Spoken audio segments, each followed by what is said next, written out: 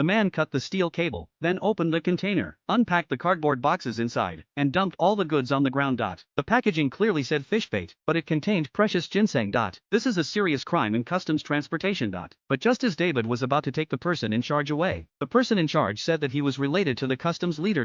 David's eyes changed. This was something that would offend the leader and bring no benefits. He wouldn't do it, of course. But he didn't forget to boast about his authority. The supervisor immediately understood. He took out a thick stack of cash from his wallet. David casually lifted his shirt, but said, "What the hell are you doing?" But a smile couldn't help but spread across his face.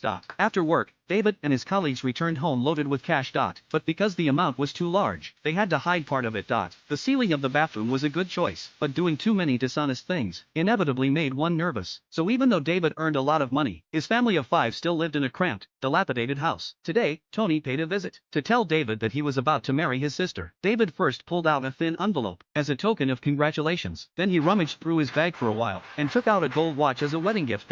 When his wife saw this, she angrily ran away. On the surface, she was scolding David for being extravagant, but in reality, she was playing along with her husband to put on a show of not flaunting their wealth. That day, his former boss, whom he had always disliked, suddenly became polite. It turned out that the department had recently been reported, and they needed to find someone to take the blame. Compared to his colleagues, who all had families of 10 or more, David, with just 1 son and 2 daughters, naturally became the best candidate.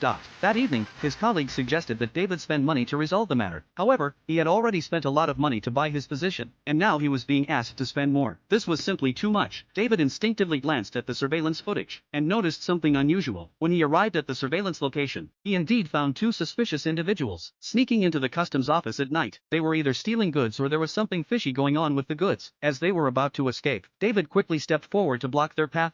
Although there were 2 of them, David was not intimidated. The thieves pulled out knives, clearly intending to kill him.